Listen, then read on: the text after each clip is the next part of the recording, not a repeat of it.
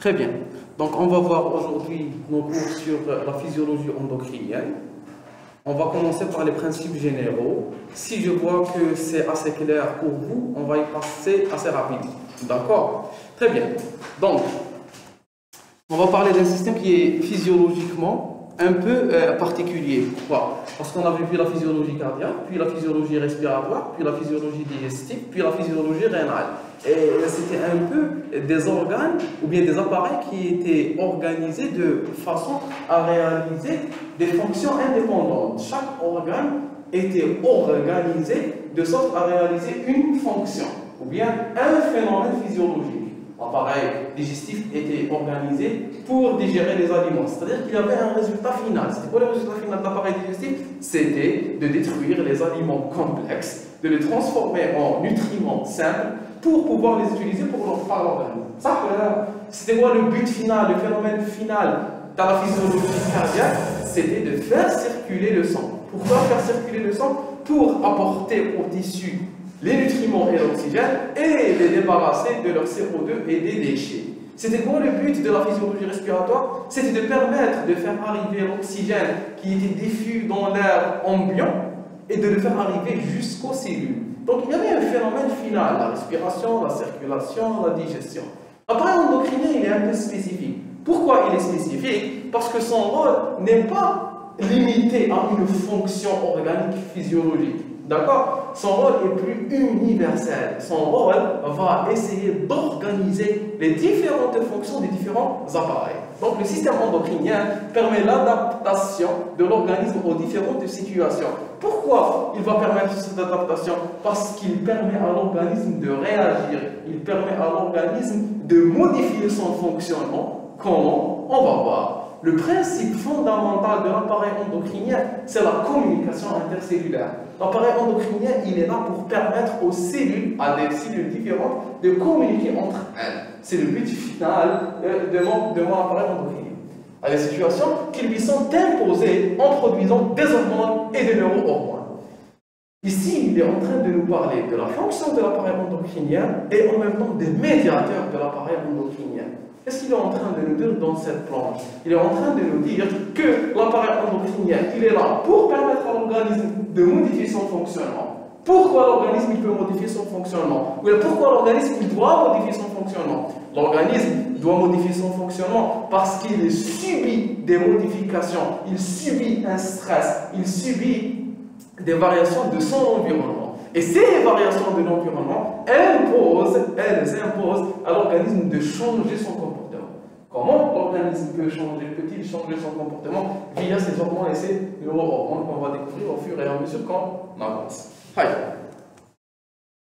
Toute amas de cellules émettant dans le sang une substance capable d'agir à distance sur un autre amas de cellules qui est appelé organe cible, pouvant être une glande endocrine, relais ou un effecteur périphérique est une glande endocrine. La substance est une hormone. Ici, il est en train de définir la glande endocrine. Il a émis une définition qui est un peu complexe. Je préfère l'inverser. D'accord? La glande endocrine est une cellule ou un amas de cellules qui ont la capacité de produire et de libérer. De produire et de libérer des molécules appelées hormones. Ces molécules, ces hormones peuvent se fixer sur des tissus appelés tissus cibles pour modifier leur comportement. Je reprends. Une glande endocrine est une cellule ou un amas de cellules qui ont la capacité de synthétiser des molécules appelées hormones, qui ont la capacité de synthétiser des molécules et de les libérer dans le sang. Ces hormones, c'est quoi une hormone? Sont des molécules synthétisées par une glande endocrine, libérées dans le sang, circulant dans le sang, arrivant vers des tissus appelés tissus cibles. Pourquoi? Pour modifier leur comportement. Les modifications de comportement ont été réparties en trois. D'accord? Ont été réparties en trois selon les types possibles d'organes cibles. Quels sont les types possibles d'organes cibles? On vous dit, pouvant être une glande endocrine. Donnez-moi un exemple. Ici, c'est une glande qui libère une hormone et cette hormone va se fixer sur une autre glande et la glande va libérer une autre hormone. Donc je vais stimuler une glande, va stimuler une autre glande. Ici, l'émetteur est une glande et l'organe cible est aussi une glande. D'accord? Deuxième type, relais ou un effecteur périphérique. Un relais, on va voir aussi c'est quoi un relais, c'est-à-dire que c'est une glande intermédiaire, c'est-à-dire que c'est une glande qui libère une glande et qui libère une hormone, cette hormone se fixe sur une autre glande et cette glande va aussi libérer une hormone et cette glande va aussi libérer une hormone, c'est-à-dire que j'aurai une cascade, d'accord, glande, hormone, glande, hormone, glande, hormone. Donc j'aurai des relais, d'accord. Et enfin, j'ai un organe effecteur, ou bien un effecteur périphérique. Donnez-moi un exemple d'un effecteur périphérique. Un effecteur périphérique, ça veut dire un muscle, la contraction d'un muscle. D'accord? Le foie c'est plutôt une glande, d'accord? On peut considérer la glande comme un effecteur, mais je préfère la placer dans un autre osmose, dans les glandes endocrines, puisque le foie est une glande. Je reprends, ici on est en train de définir la glande endocrine. D'accord? D'ailleurs, avant de définir la glande endocrine, il fallait définir la fonction endocrine. C'est quoi la fonction endocrine? C'est l'ensemble des phénomènes de communication entre des cellules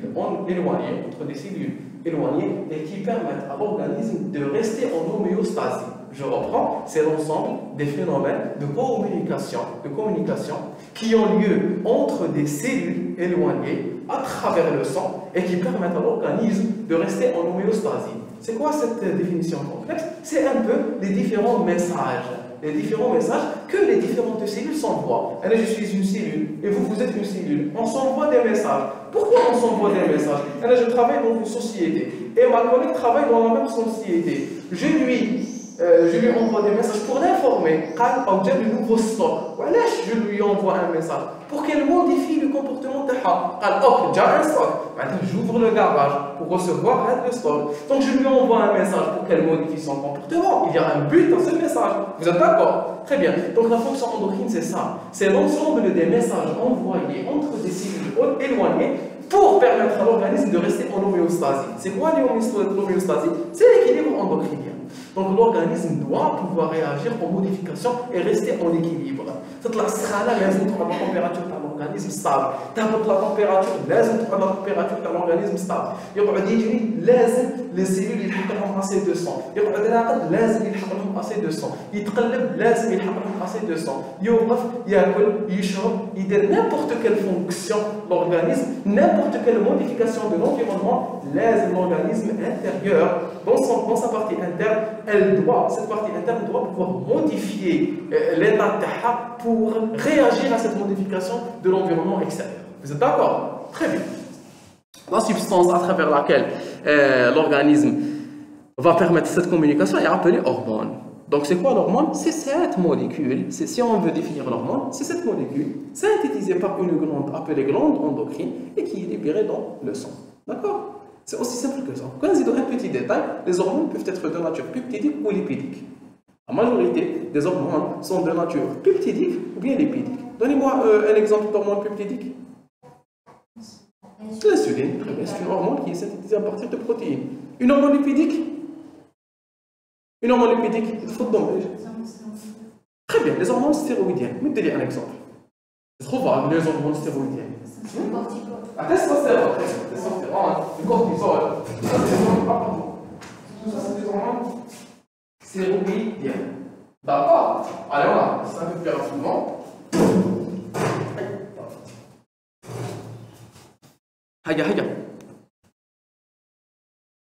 Une hormone peut être un releasing factor ou releasing hormone émis par des petits neurones dont le système porte hypothalamo-hypophysaire vers l'hypophyse antérieure et stimulant les hormones hypophysaires. Ici, on va essayer de la détailler. Une hormone hypophysaire stimulant des glandes endocrines appelée stimulin. Une hormone à action directe émise à partir d'une glande endocrine quelconque, autonome ou relais et active sur l'effecteur périphérique. Donc on a ici donné trois types d'hormones. Ici c'est un peu l'organisation. J'aurais préféré laisser cette planche au cours suivant, l'organisation hypothalamo-hypophysaire. Mais Ils en ont parlé ici, on en parle ici. Là, c'est un peu l'organisation des axes hormonaux. Il faut savoir que d'abord, la première chose à connaître, c'est que l'organisation hormonale de mon organisme, puisque je suis en train de vous dire que les hormones, elles sont là pour organiser la fonction de l'organisme intérieur, les différentes fonctions. Il faut savoir qu'anatomiquement, les glandes endocrines ont des situations axiales, c'est-à-dire qu'elles sont situées dans l'axe de l'organisme. On ne retrouve jamais ou presque jamais une glande endocrine dans la périphérie de l'organisme. Si on commence de la tête et qu'on descend vers le bas, j'ai l'hypothalamus, c'est la première glande endocrine. Est-ce que vous savez où est situé l'hypothalamus? L'hypothalamus est situé à l'intérieur du diencéphale, c'est-à-dire qu'il est compris, il est emprisonné entre les deux hémisphères. D'accord? Il est situé entre les corps calleux. Il représente un peu le plancher et les parties latérales du troisième ventricule.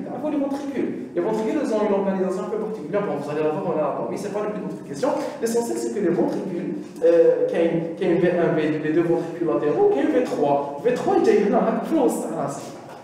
V3, le troisième ventricule, les ventricules, c'est des espaces où est synthétisé et où circule le LCR, le liquide cérébrospinal. D'accord? Très bien. Donc, le troisième ventricule, il y a le plancher terreau, le fond terreau, le plancher, l'arbre terreau, et une petite partie latéro-inférieure. Plancher plus latéro-inférieur, latéral. Donc la partie inférieure et latérale, elle représente cet hypothalamus. C'est un ensemble de noyaux, c'est un ensemble de cellules nerveuses qui ont la capacité de communiquer avec le cerveau, puisque c'est des neurones, d'accord? Et qui ont en plus de ça la capacité de synthétiser des hormones. C'est des molécules, c'est des cellules neuroendocrines. C'est des cellules nerveuses. D'accord? Première caractéristique, c'est l'hypothalamus. Je suis en train de parler de l'hypothalamus. Première caractéristique de l'hypothalamus, c'est que c'est une cellule nerveuse. Deuxième caractéristique, c'est que c'est une cellule endocrine. La première caractéristique, elle lui donne quelle capacité? Elle lui donne la capacité de communiquer avec les cellules nerveuses. L'hypothalamus, les cellules de l'hypothalamus, elles peuvent subir des modifications grâce au cerveau. Le cerveau, les neurones de le cerveau, elles peuvent influencer l'hypothalamus. Et c'est très important. Il va organiser le reste. Vous êtes d'accord? Puisque l'hypothalamus est constitué de cellules nerveuses, cela veut dire que l'hypothalamus peut communiquer avec le cerveau. Ça, c'est la première caractéristique, neurale. Deuxième caractéristique, c'est des cellules endocrines. Bien sûr, c'est des cellules endocrines. C'est des cellules endocrines. Et donc, c'est pas la caractéristique qui en découle, qui en résulte, c'est que ces cellules ont la capacité de synthétiser des hormones. Donc, les cellules hypothalamiques, elles ont la capacité de communiquer avec le cerveau. Et en plus de ça, elles ont la capacité de synthétiser des hormones. تحت l'hypothalamus, il y a l'hypophyse.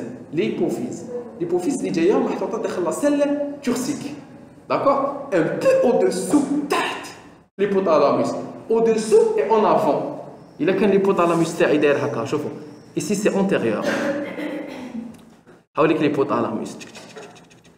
Ici, c'est l'avant. D'accord? Et ici, c'est l'arrière. Il a qu'un l'hypothalamus. C'est l'hypothalamus. L'hypophyse est là. D'accord? En avant et en bas. En avant et en bas de l'hypothalamus. L'hypophyse, elle est organisée en deux parties. Une partie qui est appelée neuro-hypophyse et une partie qui est appelée anté-hypophyse. D'accord? On va en parler le cours suivant. L'essentiel, c'est que l'hypothalamus, il a la capacité d'activer l'hypophyse. D'accord? Vous êtes tous d'accord? Quand l'hypothalamus active l'hypophyse, elle aussi, elle a la capacité de synthétiser des hormones. On va en parler en détail le cours suivant. D'accord? L'essentiel, c'est qu'on a l'hypothalamus. Derrière l'hypothalamus, on a l'hypophyse. C'est donc, quand on a le tahta, qu'est-ce qu'on a? Très bien. La thyroïde qui est un peu située dans le cou, dans le médiastinum antérieur.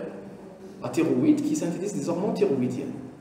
Donc, l'hypothalamus peut stimuler l'hypophyse et l'hypophyse peut stimuler la thyroïde pour que la thyroïde synthétise des hormones. Les hormones thyroïdiennes vont aller vers les organes périphériques pour modifier leur comportement. Donc, c'est une organisation en axe. C'est une cascade. L'axe, c'est l'axe hypothalamo-hypophyso-thyroïdien. ou bien l'axe thyroïdien. نزيدو نهبطو واش نلقاو bon le cœur oui c'est une glande, elle peut synthétiser quelques hormones, d'accord, qui m'a l'ANF qui est synthétisé par les cellules atriales, très bien. زيدو très bien. Le pancréas et le foie. Le pancréas et le foie qui sont organisés, qui commencent au milieu et qui vont aller un peu latéralement. زيدو très bien. Les surrénales, la médulo-surrénale et les cortico-surrénales. La médulo-surrénale va synthétiser l'adrénaline, la noradrénaline, etc. Principalement l'adrénaline. L'essentiel, c'est des hormones du système sympathique. La médulo-surrénale. Et la cortico-surrénale va synthétiser les androgènes, les corticostéroïdes et les minéralocorticoïdes. D'accord? Aldostérone, cortisol et androgène, testostérone et oestrogène.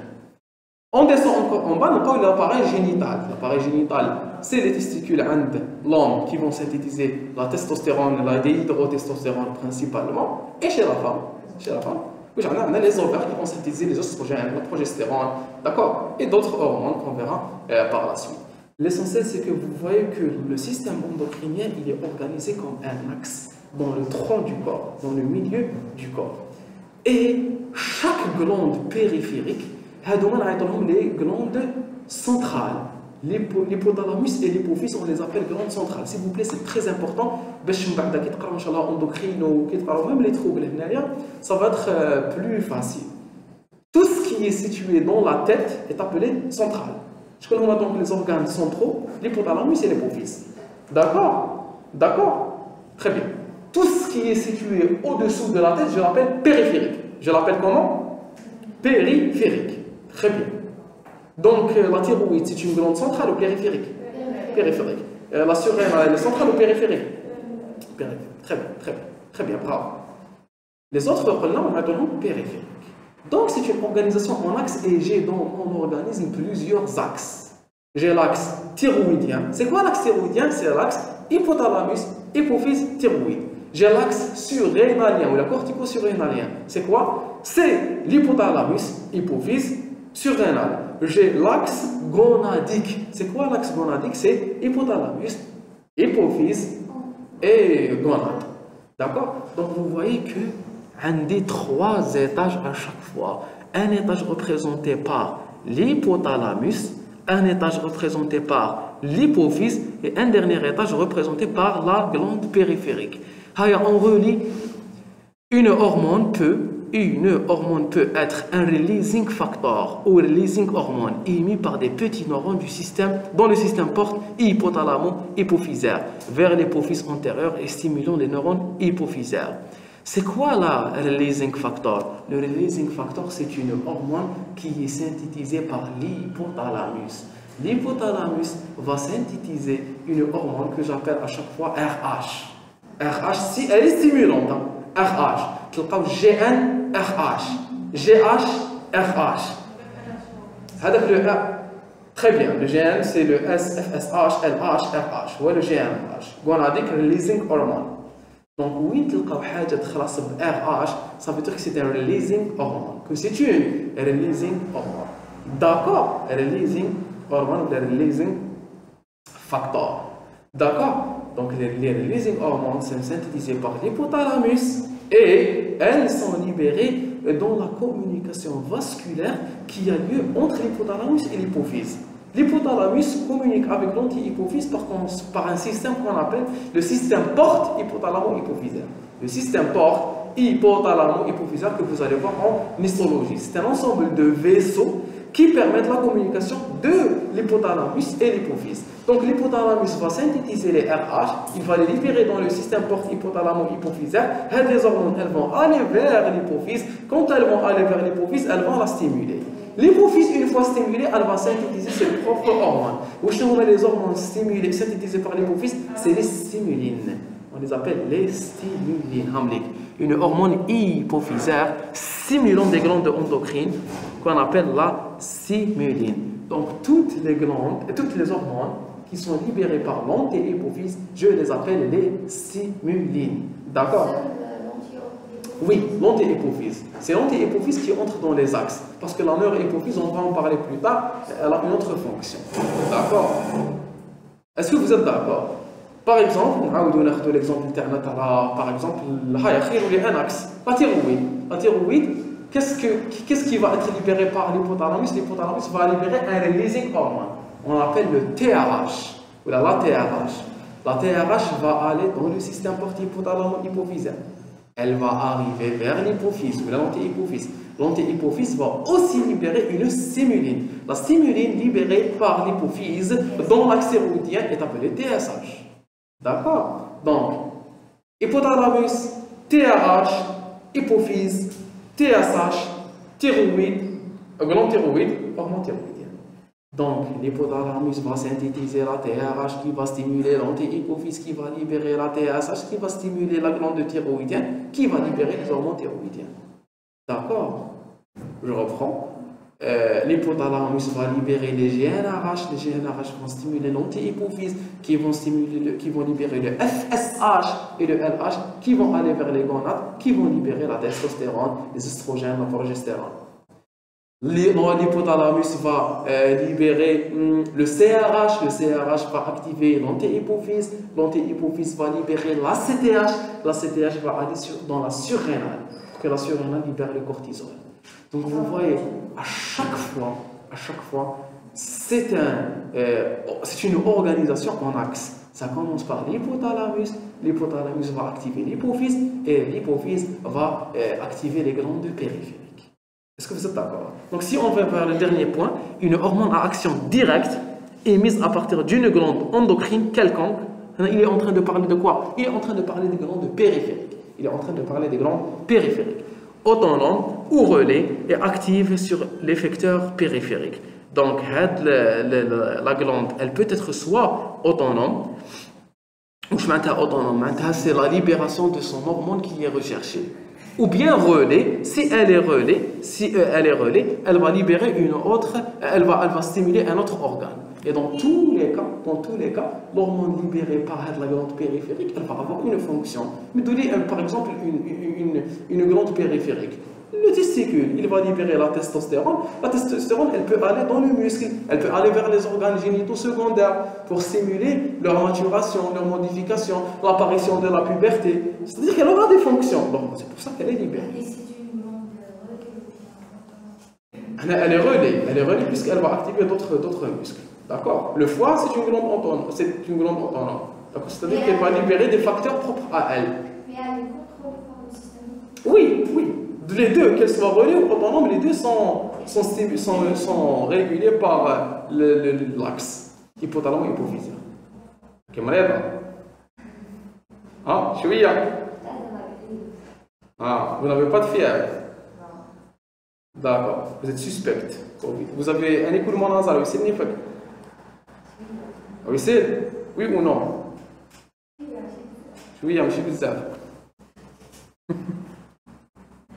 Donc, là, c'est une organisation en axe. D'accord? Classe, je vais les axes hypothalamus, hypophyse et organe périphérique. L'organe périphérique va aussi libérer une hormone. C'est une organisation très précise. Allez, on avance. Allez, je dois peut-être un peu tralala. Au fur et à mesure qu'on avance, ça va devenir plus clair. Allez, voici un schéma, bravo. Donc, vous voyez que l'hypothalamus va libérer une hormone qui est appelée RH, ça peut être le GnRH, le TRH, le CRH, d'accord? Et il va stimuler l'anti-hypophyse. Donc, qu'est-ce que vous pouvez déduire?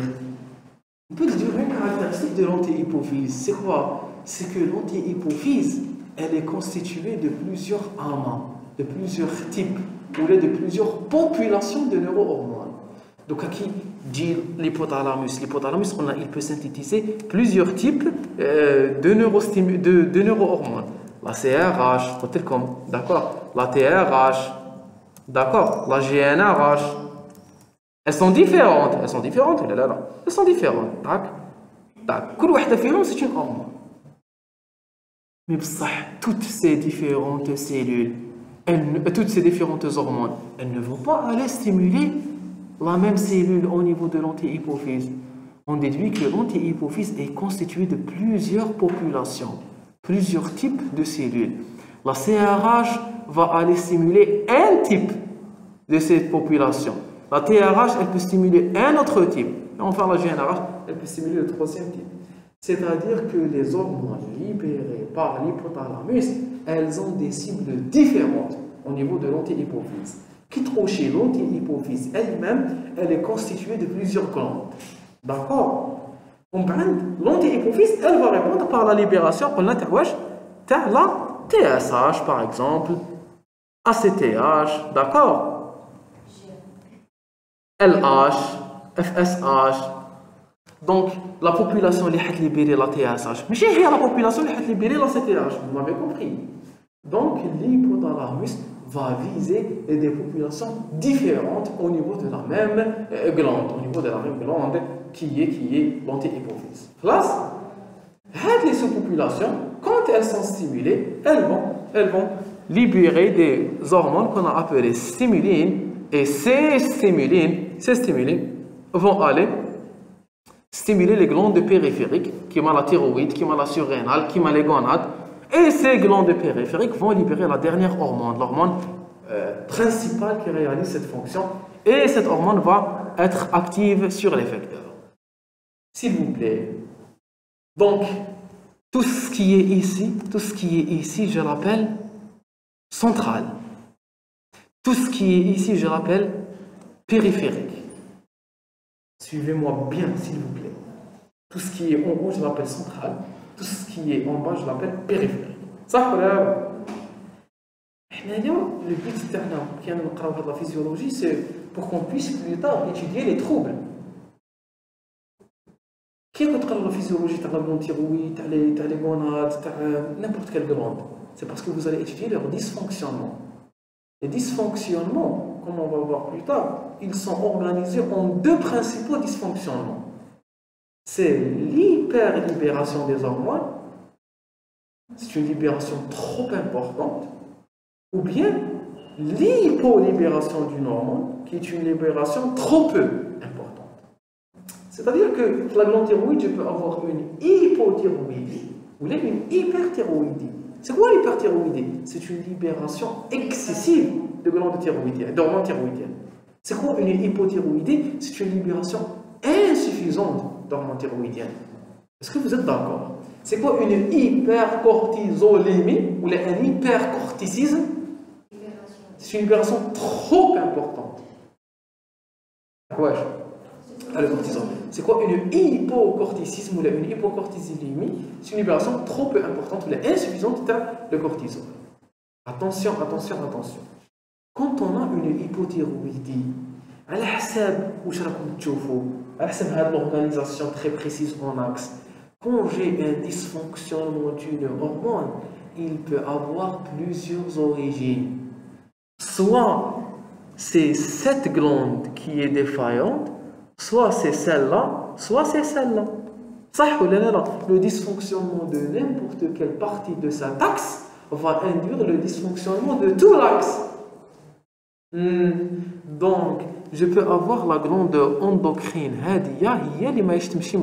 ici. Dans ce cas, j'appelle le dysfonctionnement un dysfonctionnement périphérique ou la centrale? Périphérique. Très bien. Prenons comme exemple une hypothyroïdie. Une hypothyroïdie. Si c'est la glande thyroïde qui ne fonctionne pas bien, c'est une hypothyroïdie centrale ou périphérique? Périphérique. Donc, quand c'est une glande qui n'est pas située dans la tête, qui est à la tête, on l'appelle hypothyroïdie périphérique. Donc, je vais vous ajouter une autre notion.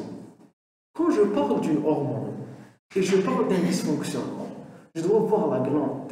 Si c'est la glande qui synthétise elle-même l'hormone qui est défaillante, je parle d'anomalie primaire. Si c'est une autre glande, je parle d'une anomalie secondaire. S'il vous plaît, تبعوني مليح. Sinon, باش ما نقول لكم هكا بالعين باش ما تتخلط لكمش كي تشوفوا لي زانومالي. كيقول لكم واحد une hypothyroïdie primaire, une hypothyroïdie secondaire. كاين des étudiants beaucoup plus avancés que les années وما يعرفوش يديفيرونسيو بيناتهم. لازم ديروا لا ديفيرونس et parfois c'est un peu compliqué. على بالها vaut mieux دوكا نحفظوهم باش ما نزيدوش كامل نوليو ليهم كيتلاقاو بلي تخوب. S'il vous plaît, quand c'est la glande qui synthétise l'hormone dont je parle, quand c'est la glande qui libère l'hormone, quand c'est la glande qui est atteinte, je parle d'anomalie primaire. Quand c'est une anomalie d'une autre glande, je parle d'anomalie secondaire. Ou même tertiaire. On va voir comment. Hi. قلت لكم أنا عندي l'anomalie راهي هنا في la glande thyroïde. L'hypothyroïdie, dans ce cas, je l'appelle primaire, secondaire, le tertiaire. Primaire. Donc, l'atteinte de la glande thyroïde, qu'est-ce qu'elle donne? Elle donne une hypothyroïdie primaire. Et je peux l'appeler aussi hypothyroïdie périphérique. Donc, l'hypothyroïdie primaire, c'est une hypothyroïdie périphérique. Est-ce que vous êtes d'accord? Supposons maintenant que j'ai une atteinte à l'antéhypophyse. C'est une hypothyroïdie primaire ou la secondaire? Et c'est une hypothyroïdie centrale ou la périphérique?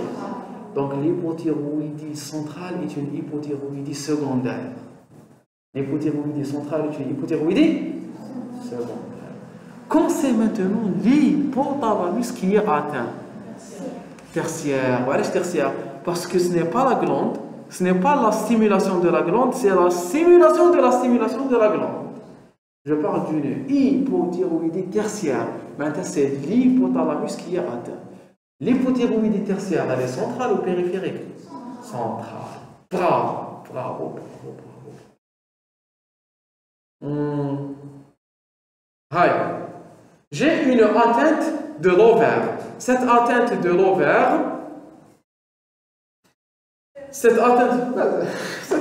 l'ovaire, elle m'a donné une hypoœstrogénémie. Une hypoœstrogénémie. L'hypoœstrogénémie, c'est une hypoœstrogénémie. Primaire ou la secondaire? Primaire ou la secondaire? Là, comme c'est l'atteinte de l'ovaire. Primaire. Très bien, c'est une atteinte primaire. Elle est centrale ou périphérique? Très bien, périphérique.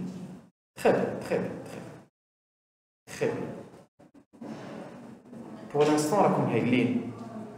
La com parfait.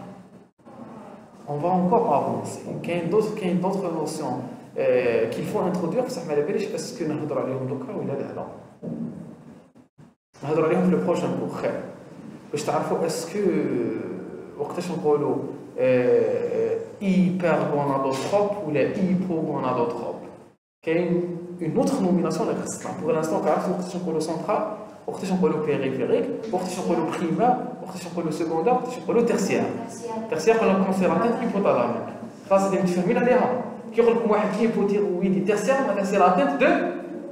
Qui est une hypotestostéronémie primaire, c'est la tête du. Qui on parle comme une hypoœstrogénémie secondaire, c'est une atteinte de l'antéhypophyse. De l'antéhypophyse. Très bien, très bien. Haka, on a un problème. Il y a un autre problème qui veut se hypercorticotrope, hypocorticotrope. On va voir ça le prochain. D'accord? Haka, je trouve que la maladie de Turner, j'ai un hypogonadisme.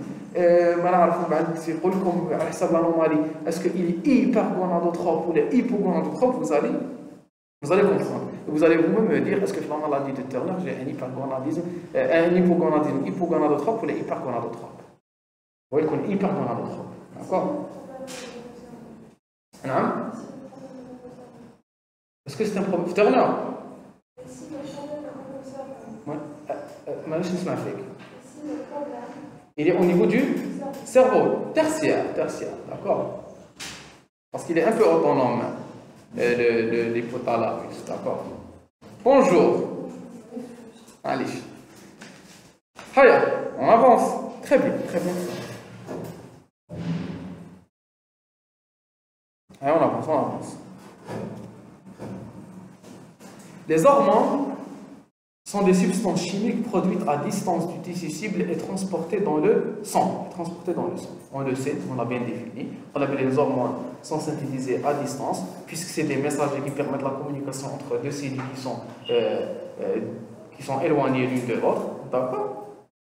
et elles sont transportées dans le sang, et c'est le principe de la communication endocrine. Il y a une communication intercellulaire, plutôt la communication autocrine, où c'est la cellule qui se stimule elle-même, paracrine, où elle stimule une cellule dans son voisinage, dans ce qui est loco-régional, et enfin la stimulation endocrine, c'est-à-dire qu'elle communique à travers le sang.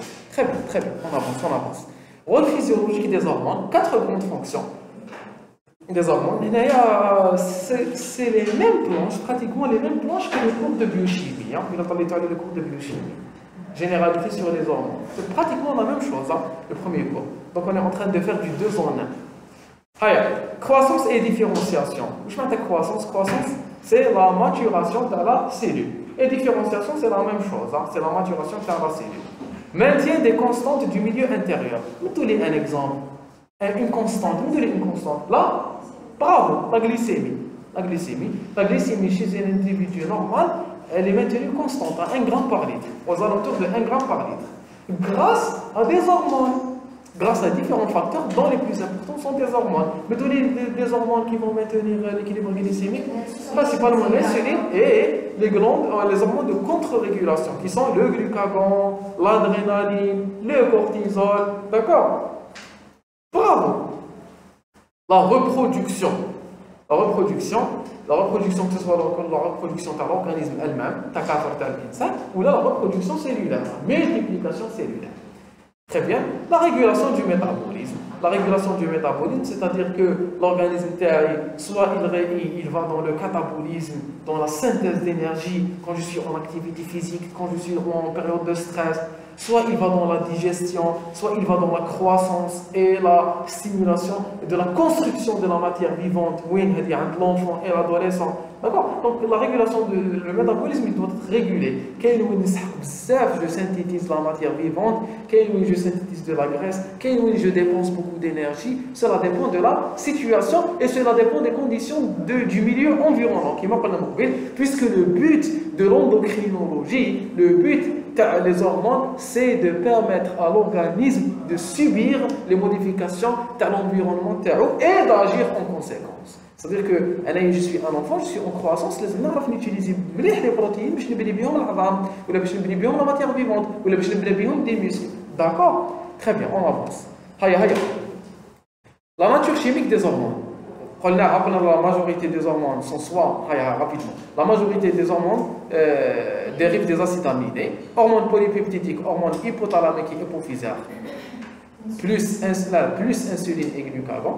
Toutes les hormones hypothalamiques sont des peptides.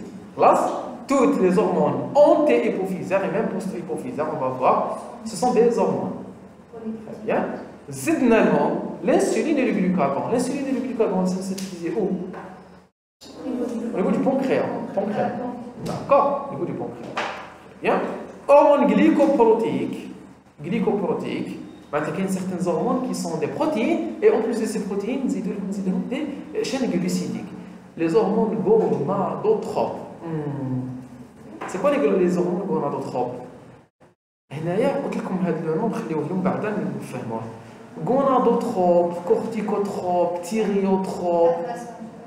هادو كامل اللي تلقاوهم يخلصوا بتروب. C'est des hormones qui vont permettre la stimulation et la croissance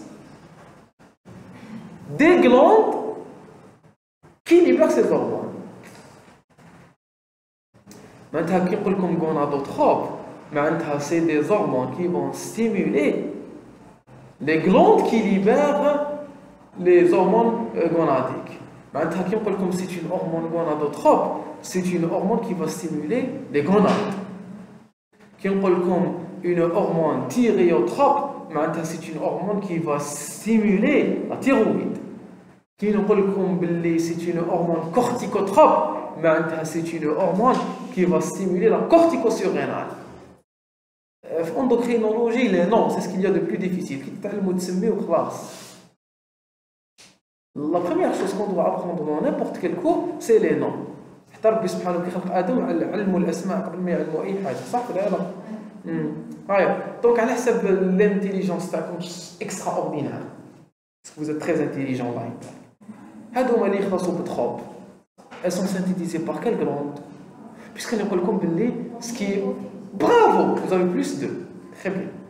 Comme les corticotropes, elle va stimuler la corticosurrénale. Comme gonadotrope, elle va stimuler les gonades. Comme thyréotrope, elle va stimuler la thyroïde. Je suis en train de parler des stimulés. Très bien, vous avez plus de. Voilà, quelques différences, c'est très bien. Bravo. Est-ce que vous avez compris les autres? Ce qui est l'hygraspotrope, il est libéré ici par l'antéhypophyse. Maintenant, je suis en train de parler des stimulines. Les stimulines, vous voyez, l'hygraspotrope, corticotropes, thyréotropes, gonadotropes. D'accord? Puisque Thomas Chaparrin Bezaf, on va maintenant introduire la notion de terquam. Qui te connaît ماشي دكتور بزاف لازم حتى نهضروا على الفيدباك خصنا اون انفورماسيون لو فيدباك باش نقدروا نفهموا لا ديرنيير نوميناسيون تعرفوا لو فيدباك اون فون بارلي هاي تري بيان شاطرين هاي des amines donc عندنا soit des hormones polypeptidiques des hormones glycoprotéiques des amines amines معناتها c'est des dérivés d'acides aminés كما les catécholamines qui sont synthétisées à partir de la tyrosine. Catécholamines, hormones thyroïdiennes, d'accord? Ce sont des amines, ce sont des petites hormones peptidiques dérivées d'acides aminés. Ressemble les hormones lipidiques, on a oui, qu'est-ce que je fais? On peut avoir d'autres planches. Certaines hormones dérivent du cholestérol, ce sont les stéroïdes. Très bien. Donc, toutes les hormones stéroïdiennes, attention, les hormones stéroïdiennes, on va parler du principe de filiation. C'est quoi le principe de filiation? Le principe de filiation, c'est le principe à partir duquel je peux synthétiser toutes les hormones stéroïdiennes à partir d'une même molécule. D'accord? On va voir ça, les hormones stéroïdiennes, mettre à gauche. Comme je me calquerai. Donc, vous avez intérêt à être à gauche. Parce que c'est une unité, oui, là, on va être chez le j'adore stresser les gens. J'ai un ami, il m'appelait la surrénale. La surrénale. Vous allez comprendre pourquoi il m'appelle la surrénale. Les hormones stéroïdiennes. Les stéroïdes, donc on a les stéroïdes dérivent de la même molécule. Elles dérivent du noyostérone, du cholestérol. Parfois le noyostérone, le cyclopentane, péridrophénantrine. Très bien. L'aldostérone, cortisol, dihydroandrostendione, androstendione, les hormones sexuelles, androgènes, testostérone, et surtout la dihydrotestostérone, le stradiol, d'accord, la progestérone. Tout ça, c'est des hormones stéroïdiennes qui sont synthétisées à partir du noyostérone, où le noyostérone, il dit le cholestérol. Très bien, très bien. La vitamine D, elle est considérée comme une hormone. La vitamine D. La vitamine D, elle n'est plus considérée comme une vitamine, mais c'est une hormone liposoluble. Caractère hydrosoluble et liposoluble. Les hormones peptidiques sont hydrosolubles. Les hormones stéroïdiennes sont liposolubles. Je vais vous dire pourquoi on en parle. Les hormones hydrosolubles. Je connais les catécholamines. C'est les hormones qui sont synthétisées par la médulo-surrénale. Adrénaline, noradrénaline, d'accord? Très bien. Les hormones polypeptidiques, qui manquent les hormones thyroïdiennes, d'accord? Et glycoprotéiques. Zido, l'insuline, glucagon, d'accord? Les IGF, tout ça c'est des hormones hydrosolubles. Quelles sont leurs caractéristiques? On est en train d'étudier le caractère pour connaître les caractéristiques qui en découlent. Où sont les caractéristiques qui en découlent? Stockage dans des granules de sécrétion. Puisque c'est des hormones peptidiques, elles peuvent subir les modifications du système endomembranaire. Je peux les synthétiser dans le REG, ou le REG il va se vésiculer, il va les envoyer vers l'appareil de Golgi, l'appareil de Golgi il les envoie dans des vésicules de sécrétion. Donc je peux les stocker des vésicules de sécrétion, les libérer quand je veux. j'ai la capacité de les stocker, j'ai la capacité de contrôler leur exocytose. Ça, puisqu'elles sont peptidiques, je peux les emprisonner à l'intérieur de vésicules. Par contre, si elles étaient lipidiques, ils harbent les vésicules. Ça, ça, très bien. Les lipidiques, donc une fois ça une dégradation et elles sont libérées de façon constante. Parce qu'elles sont liposolubles. Et la vésicule مخدومة des lipides. D'accord? Quelque chose هذاك الشبح اللي غادي يجوز على الحيط. Les fantômes. Qui ça existe les fantômes? Non? C'est quoi un fantôme? شبح. أنا هذا قلتها. Donnez-moi votre propre définition. Ça existe les fantômes? Vous ne savez pas. Très bien. Des créatures sans vie. Invisibles. C'est ça. Elles existent. Tu l'arrêtes déjà moi? Est-ce que les fantômes existent? C'est très intéressant comme question.